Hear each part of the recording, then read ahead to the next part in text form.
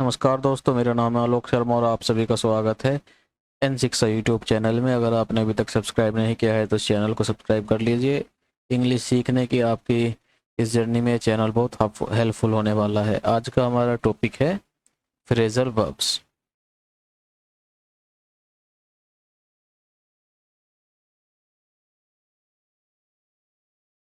आज हम पढ़ने वाले हैं फ्रेजल वर्ब्स।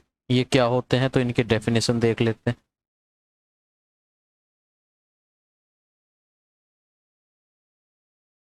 फ्रेजल वर्ब होते हैं a group of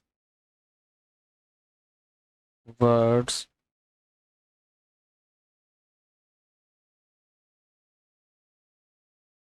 that are used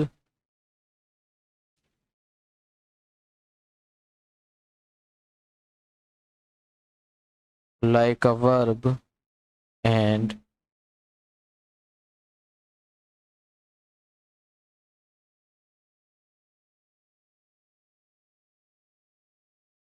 consist of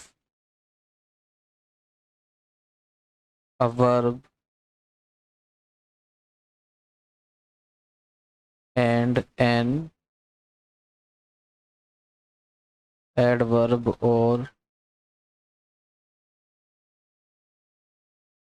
और प्रीपोजिशन और बोथ।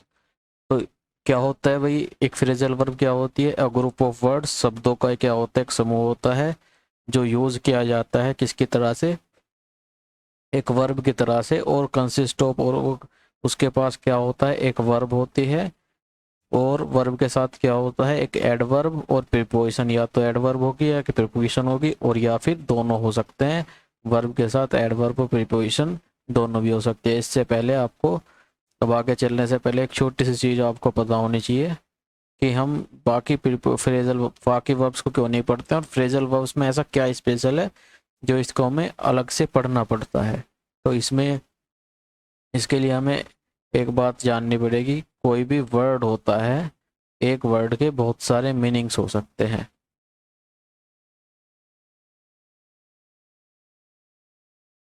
एक वर्ड के बहुत सारे मीनिंग्स हो सकते हैं, और वो उन मीनिंग्स को हमने दो पार्ट्स में डिवाइड किया है। एक होता है उसका लिटरल मीनिंग, और दूसरा होता है भाई फिगरेटिव। दूसरा होता है फिगरेटिव मीनिंग। लिटरल मीनिंग क्या होता है? जो उस वर्ड की एग्जैक्ट ट्रांसलेशन होती है।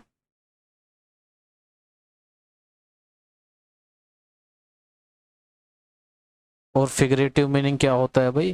फिगरेटिव मीनिंग होता है इस एग्जैक्ट ट्रांसलेशन से अलावा जितने भी मीनिंग्स होंगे वो क्या होंगे? फिगरेटिव मीनिंग्स होंगे, है ना। एग्जैक्ट ट्रांसलेशन से अलावा जितने भी मीनिंग होंगे वे कैसे होंगे? सारे फिगरेटिव। जैसे अगर मैं एक वर्ड लिखूं यहाँ पे कोल्ड। अच्छा, कोल्ड का अ, एक शब्द के बहुत सारे अर्थ होते हैं, ऐसे भी कोल्ड के भी एक दो अर्थ होते हैं। और उसके अर्थों का हम, जो मीनिंग्स है उनका पता कैसे करते हैं कि कौन सा लिटरल है और कौन सा फिगरेटिव है? तो जो एग्जैक्ट ट्रांसलेशन है वो कैसी है? वो उसका लिटरल मीनिंग है। तो कोल्ड को, जब मैं आपसे वर्ड कहूँगा कोल्ड की, आपको इसका मीनिंग बताना है तो आप इसका क्या मीनिंग बताएंगे भाई? कोल्ड का मतलब होता है ठंडा। ये क्या बताता है? टेम्परेचर बताता है। और ये क्या बताता है भाई? टेम्परेचर बताता है। तो ये इसका कैसा मीनिंग है? सबसे ज़्यादा सबसे ज़्यादा कोल्ड का वर्ड इसीलिए यूज़ होता है ठंडे के लिए। तो इसकी ये क्या है? एग्जैक्ट ट्रांसलेशन है। सबसे ज़्यादा इसका यूज़ इसके लिए होता है, तो ये कैसा हुआ? इसका लिटरल मीनिंग हुआ।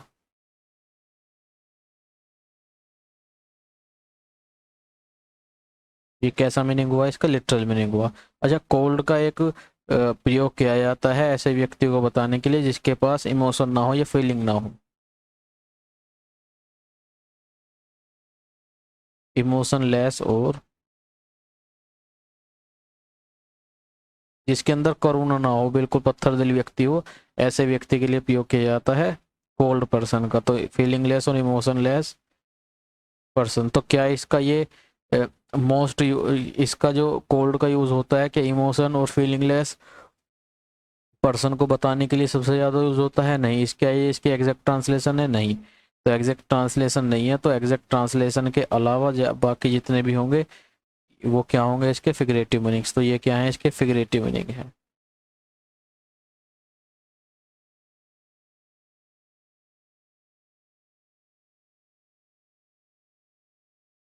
ये क्या है भाई, ये फिगरेटिव मीनिंग्स है। ठीक है, तो ये जो फ्रेजल वर्ब्स होती हैं इनके क्या होते हैं, इनके फिगरेटिव मीनिंग्स होते हैं, इनके लिटरल मीनिंग नहीं होते हैं। और फिगरेटिव मीनिंग्स होते हैं, इसीलिए इनमें सबसे ज़्यादा कन्फ्यूज़न होता है ना। हमें दिखते कुछ और हैं और ये होते कुछ और है, इनका मीनिंग कुछ और होता है। जैसे एक होता है जैसे लुक आफ्टर, है ना, लुक का मतलब हुआ देखना, आफ्टर का मतलब हुआ पीछे। लेकिन इसका मतलब, या बाद में, इसका मतलब लुक आफ्टर यानी कि पीछे देखना नहीं होता है, इसका मतलब होता है किसी की देखभाल करना। ठीक है, तो ये देखभाल करना कैसा मीनिंग हुआ, ये एग्जैक्ट ट्रांसलेशन तो नहीं है। एग्जैक्ट ट्रांसलेशन लुक आफ्टर की क्या है, लुक का मतलब देखना, आफ्टर का मतलब पीछे, तो पीछे देखना। लेकिन क्या इसका ये मीनिंग है, नहीं, इसका मीनिंग ये नहीं है।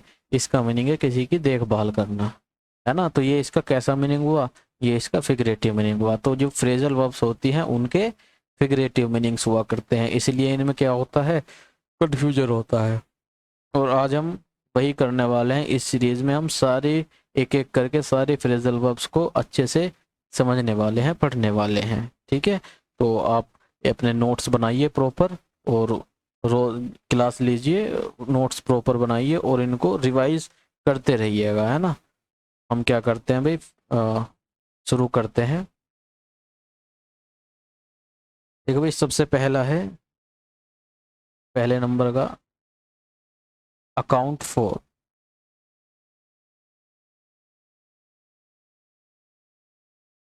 जिसका मतलब होता है कारण बताना।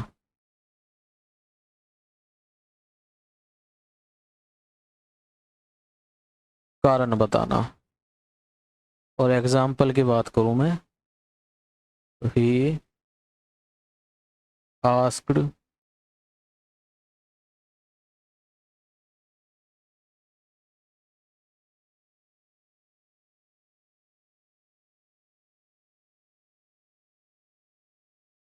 हर to account for the downfall of the Mughal empire. तो यहाँ पे देखिए, उसने पूछा, क्या पूछा उससे, कारण बताने के लिए, है ना। उसने क्या पूछा, कारण पूछा। किस चीज का कारण पूछा, अकाउंट। यहाँ पे देखिए अकाउंट फॉर, है ना, अकाउंट फॉर का मतलब कारण पूछना। अगर आपको ये नहीं पता है तो आप पूछेंगे भाई खाता वाता पूछ लिया क्या उसका, है ना, बैंक अकाउंट पूछ लिया क्या, नहीं। अकाउंट फॉर का मतलब है कारण पूछना। उसने उससे क्या पूछा, मुगल एम्पायर के डाउनफॉल का मतलब होता है पतन, मुगल एम्पायर के पतन का उसने कारण पूछा। ठीक है, दूसरा लिखिए भाई, एक्ट ऑन और अपॉन।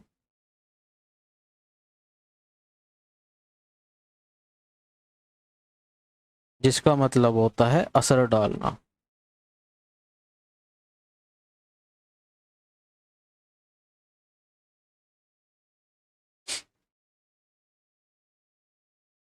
जैसे एग्जाम्पल की बात करूं मैं,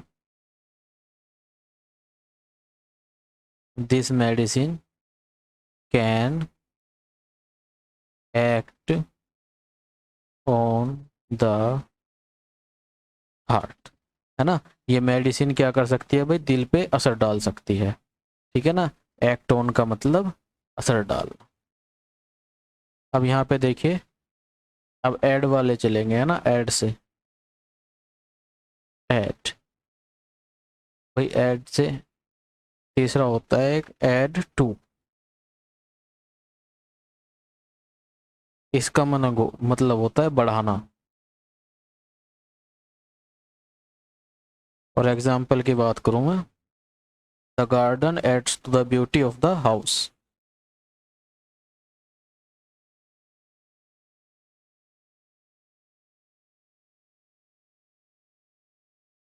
the garden adds to the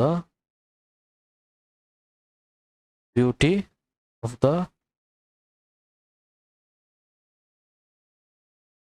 house. तो एड्स टू का क्या मतलब हुआ भाई? बढ़ाना, है ना, जमा नहीं कर रहा, बढ़ा रहा है। The garden adds to the beauty of the house, तो गार्डन क्या कर रहा है? हाउस की ब्यूटी, हाउस की सुंदरता बढ़ा रहा है। चौथे नंबर की बात करें तो वो आता है एड अप। एड अप का मतलब होता है योग करना।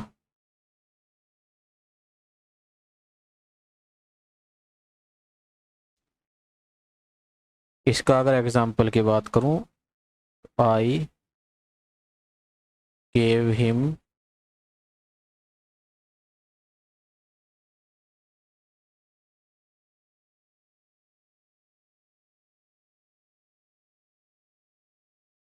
Ten figures to add up. मैंने उसे क्या दिया भाई?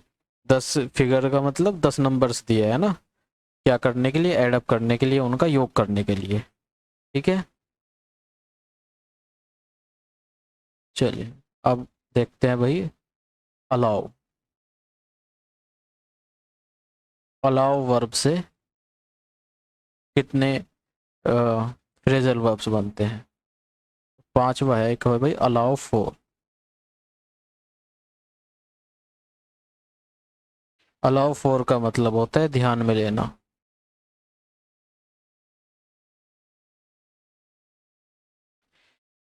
जैसे it will take almost an our.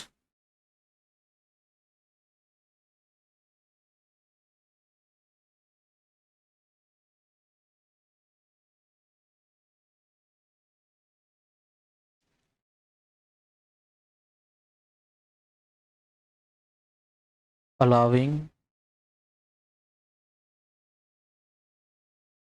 For the traffic delays.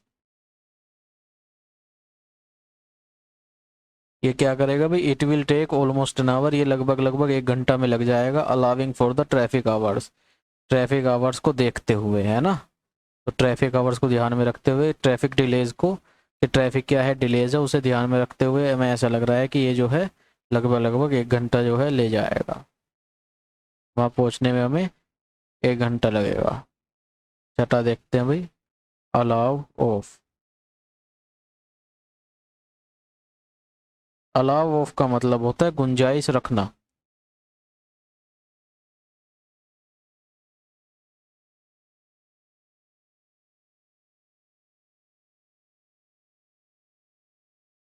गुंजाइश रखना, है ना। इसके एग्जाम्पल की अगर मैं बात करूं तो the patient condition allows of no delay.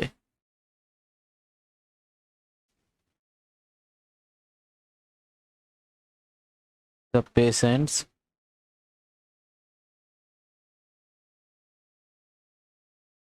Condition allows of no delay.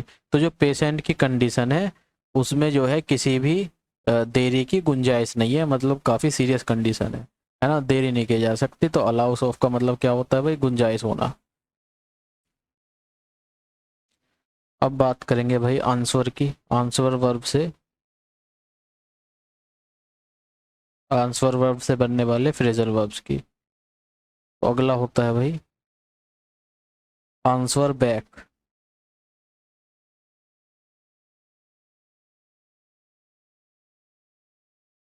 Answer back का मतलब होता है ठिठाई से जवाब देना, है ना, चिड़चिड़ा के।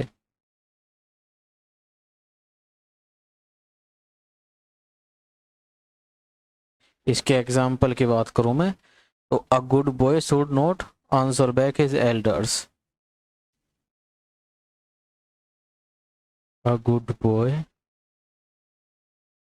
Should not answer back his R S. तो एक अच्छा लड़का कौन होता है भाई, जो अपने बड़ों को ठिठाई से जवाब ना दे, मतलब चिड़चिड़ा के और बहुत ही बदतमीजी से जवाब ना दे। तो आंसर बैक का मतलब क्या होता है भाई, ठिठाई से जवाब देना, मतलब ठिनक के एकदम। अगला है भाई अलाउ। आंसर से पढ़ रहे थे ना, हाँ। आंसर फोर,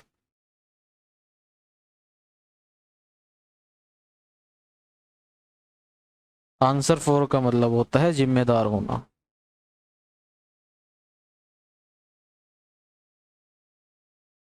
अगर इसकी एग्जाम्पल की बात करूं तो I can not answer for his misconduct.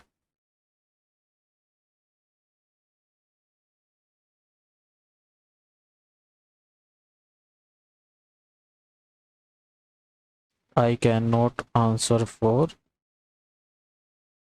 His misconduct. ये कह रहा है कि I can not answer for, मैं जो है जिम्मेदार नहीं हूँ किसका, उसके मिसकंडक्ट का। मिसकंडक्ट मतलब दुर्व्यवहार, तो मैं उसके दुर्व्यवहार का जिम्मेदार नहीं हूँ। तो आंसर फोर का मतलब होता है जिम्मेदार होना। अब देखते हैं भाई कितने हो गए, 8। अब देखते हैं आस्क से, वर्ब जो होती है आस्क, उससे कितने फ्रेजल वर्ब्स बनते हैं। तो 9th नंबर डाल लीजिए और लिखिए आस्क फॉर। आस्क फॉर का मतलब होता है मांगना।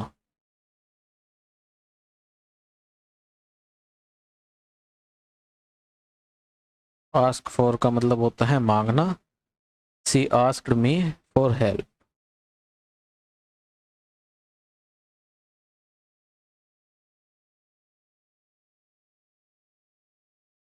उसने क्या किया भाई, उसने मुझसे सहायता के लिए सहायता मांगी है ना, आस्क्ड मी फॉर हेल्प। उसने मुझसे क्या करा, सहायता मांगी। तो आस्क फॉर का मतलब होता है सहायता। वो आस्क फॉर का मतलब मांगना कुछ चीजें। 10वें की बात करूं भाई, आस्क इन। आस्क इन का मतलब होता है किसी को अंदर बुलाना।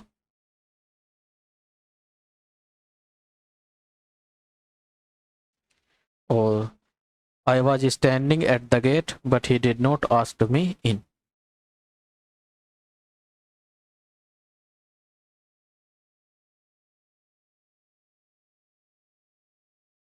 आई was standing at the gate but he did not ask me in. तो मैं कहाँ खड़ा था भाई, गेट पे खड़ा था, लेकिन उसने मुझे क्या नहीं किया, अंदर नहीं बुलाया। तो आस्क इन का मतलब अंदर बुलाना किसी को। He did not ask me in यानी कि उसने मुझे अंदर नहीं बुलाया। अब देखते हैं भाई बैक से कितने बनते हैं। वर्ब होती है बैक, बैक से कितने बनते हैं, नंबर 11। देखिए भाई बैक डाउन।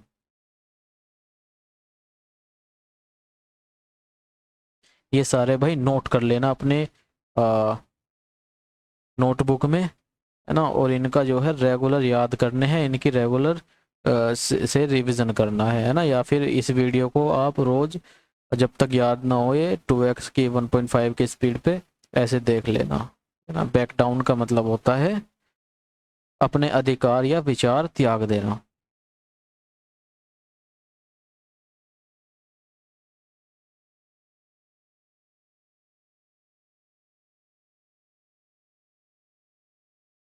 अपने अधिकार या विचार त्यागने को कहते हैं बैक डाउन करना।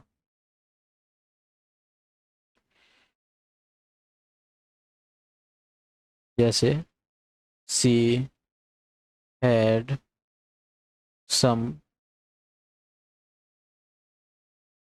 Shares in this property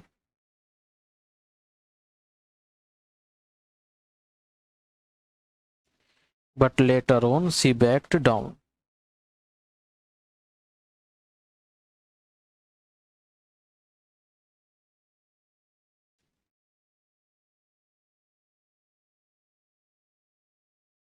but later on she back down.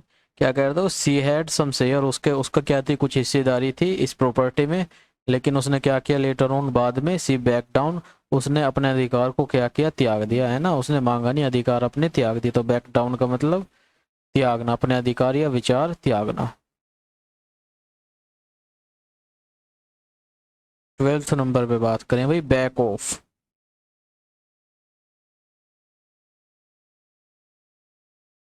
Back of का मतलब होता है दावा छोड़ देना अपना, किसी चीज पर हमारा दावा है, वो दावा, दावा छोड़ देना है, उसको कहते हैं भाई back off.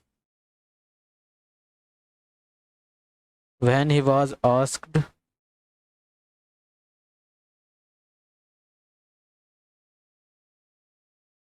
When he was asked to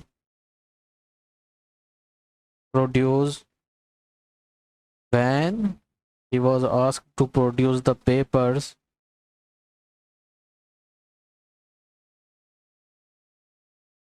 he backed off. तो जब उससे भाई पेपर मांगे गए, तो उसने क्या कर लिया, अपना दावा छोड़ दिया, है ना। कह रहा होगा भाई ये प्लॉट मेरा है, लेकिन जब उससे क्या करा, पेपर्स मांगे, लो भाई दिखा पेपर, तो उसने क्या किया, दावा अपना छोड़ दिया। आगे चले तो भाई तो है बैक ऑफ।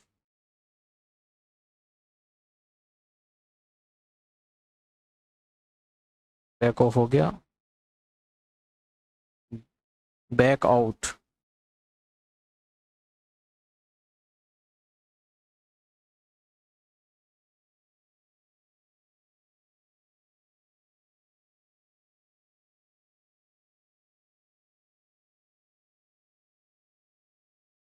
बैकआउट का मतलब होता है पीछे हटना या मुकर जाना।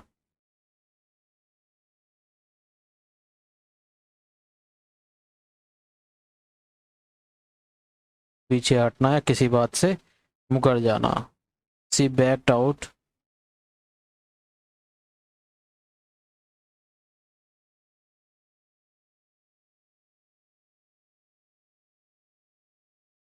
तो from her promise of marrying him, backed out.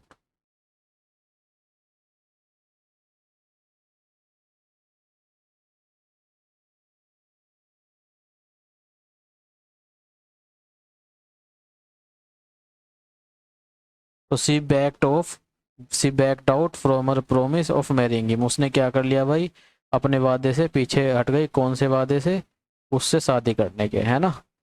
तो पहले वादा कर दिया, फिर शादी करी नहीं भाई, तो उसने क्या कर दिया, बैकआउट कर लिया, यानी कि अपने वादे से मुकर गई, पीछे हट गई। आगे बात करें तो भाई backup.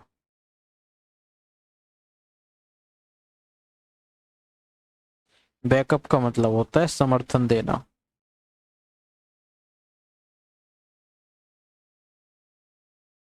We backed him up in this election.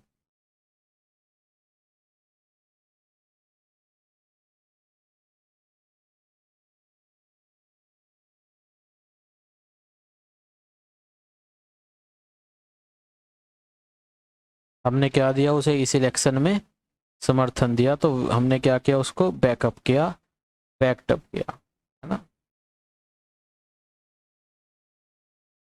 अगला होता है भाई 15वां, बेल आउट। बेल आउट का मतलब होता है जमानत देना।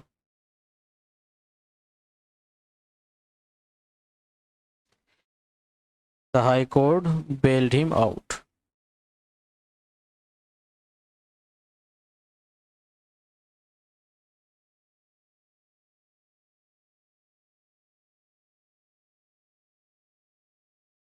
तो हाई कोर्ट ने क्या किया, उसे बेल आउट कर दिया, यानी कि उसकी जमानत कर दी। उसे क्या कर दिया भाई, जमानत दे दिया। बैंक ओन अपॉन, अगला है भाई bank own upon. Bank own upon का मतलब होता है भरोसा करना या किसी पर निर्भर हो जाना।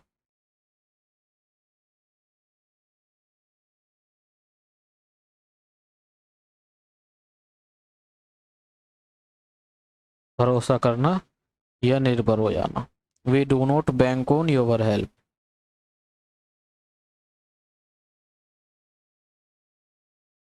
We do not bank on your help, है ना। हम तुम्हारी हेल्प के ऊपर निर्भर नहीं है। बैंक ऑन का मतलब निर्भर होना। 17वें की बात करूं भाई, bargain with.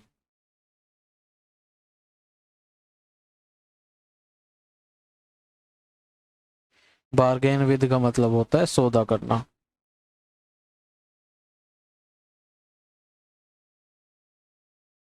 I bargained with the farmer for the piece of land.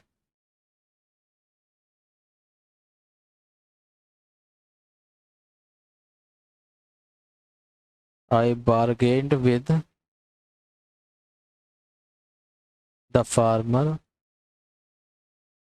For the piece of land.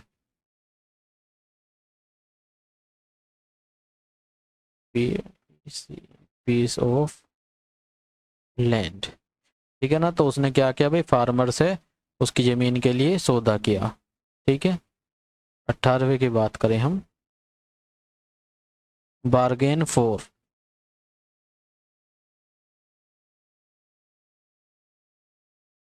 Bargain for का मतलब होता है किसी चीज को स्वीकार करने के लिए तैयार होना।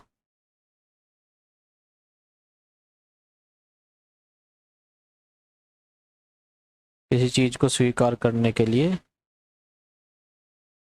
तैयार होना, है ना, उसको क्या कहते हैं भाई, bargain for. He did not bargain for my singing so well. He, यहीं पे लिख लो भाई, he did not bargain for my singing so well. तो उसने क्या नहीं किया भाई, वो ये स्वीकार करने के लिए तैयार नहीं हुआ कि वो क्या कर रहा था, इतना अच्छा गा रहा था, है ना। तो बार्गेन फॉर का मतलब किसी चीज के लिए तैयार होना। 19वें की बात करें हम, बी ऑफ। बी ऑफ का मतलब होता है भाई चले जाना।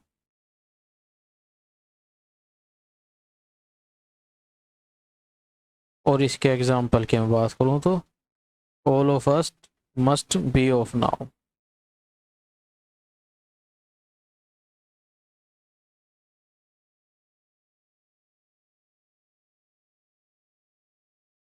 All of us must be of now, हम सबको क्या करना चाहिए, अब चले जाना चाहिए। और 20वें की बात करूं तो शायद एक हमने पीछे कभी एक छोड़ दिया है, आस्क फॉर, आस्क इन, और एक होता है आस्क आफ्टर, है ना। ए में लिख लेना भाई, आस्क आफ्टर। ये छूट गया था हमसे। 3 होते हैं आस्क से। आस्क आफ्टर का मतलब होता है किसी के बारे में पूछना।